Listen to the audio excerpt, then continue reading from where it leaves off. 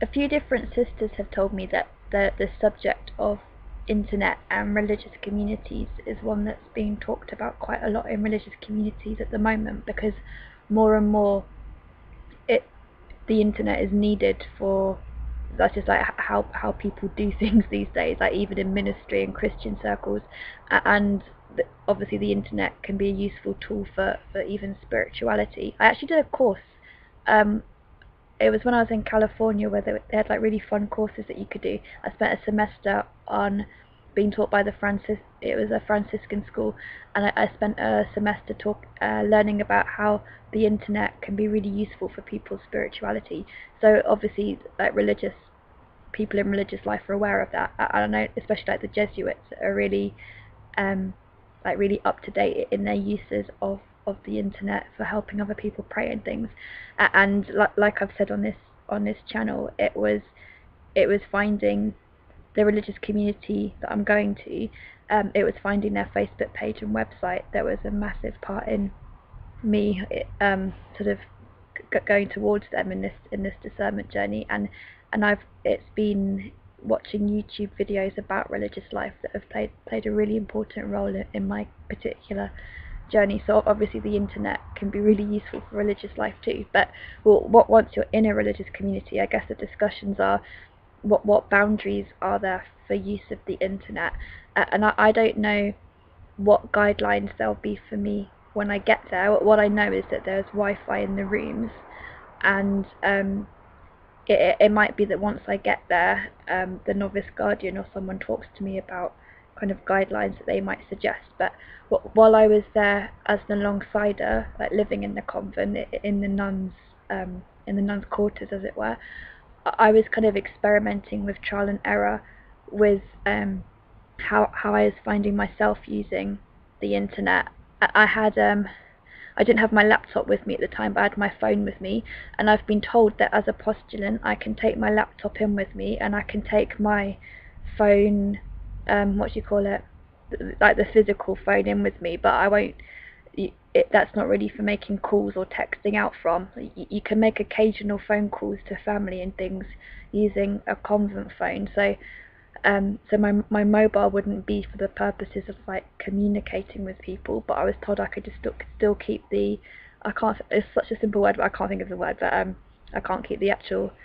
I mean I can take in the actual phone itself, maybe just to use as a camera, or I don't know what else you'd use it for, alarm clock or something, but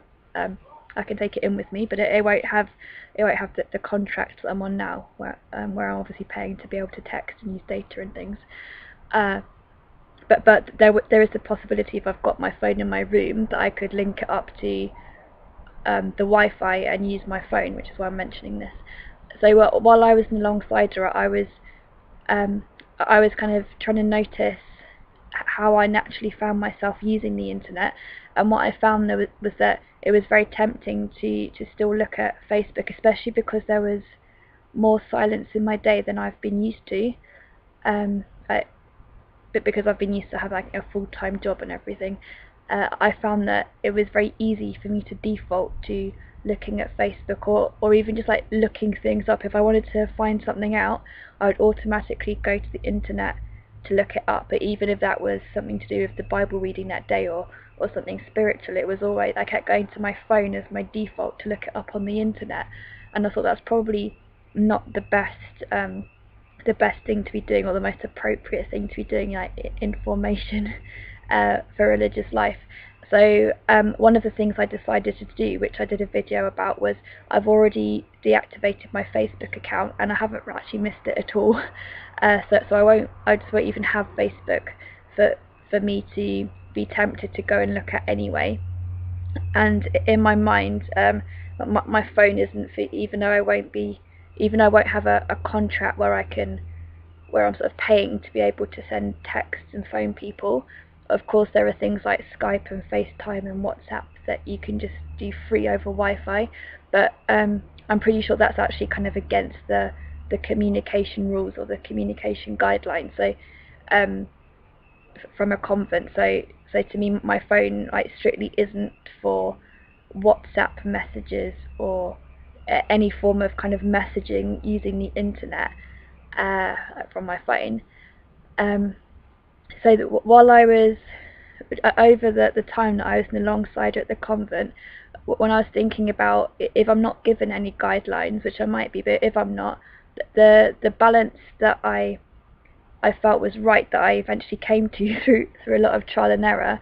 was that I just wouldn't use my phone. I just wouldn't use full stop, even as an alarm clock, because the minute you've got your phone out, you're tempted to look at it, or I am, or so I thought, well, I'll just have a normal alarm clock, and the phone I will just never use. It will just be in the back of a rucksack somewhere in the depths of my wardrobe, and that is literally just to take, if I'm going somewhere where it's just sensible to have a phone on me, like either if I'm going for a walk in the countryside or something, on a day off, and it's just sensible to have for emergencies, to like phone 999 or something, or if I can't think of other instances where I might need it, but it would literally just be for really one-off occasions. But the rest of the time my phone would be, my plan is just to keep my phone at the back of the wardrobe somewhere and never look at it, whereas my laptop is the thing in my mind that I would use for going on the internet. And over my kind of trial and error period while I was alongside her, I was experimenting with just using my laptop to go on like iPlayer or catch up for half an hour in the evening. So I was trying to use it as you would a TV, and I said, well, it's here for, I can watch like half an hour of some form of TV each evening. But because I was trying to do it on catch up and iPlayer, and try and have this kind of routine of half an hour of TV over my laptop each evening, I then found that I was actually spending almost half an hour trying to choose what to watch. So it kind of, the whole thing backfired and it got a bit complicated. So actually in the end I thought, well, why not just never go on the internet apart from my one day off a week, and then on my one day off a week, that's when I can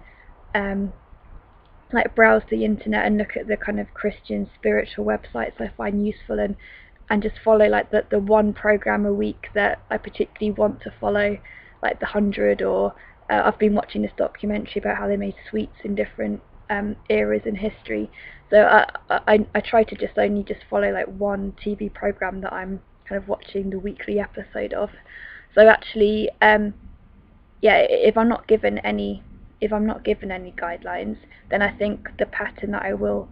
try and stick to, or will stick to, because it seems, I think it will work for me, is to just not use the internet at all on a daily, like on a normal day,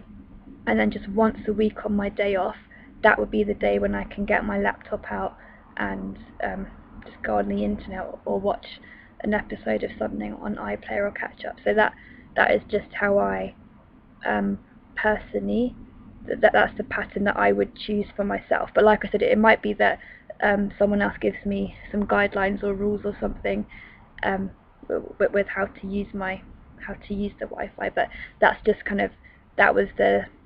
pattern that I came to after a bit of, quite a lot of thought about it and trial and error, like living in the convent.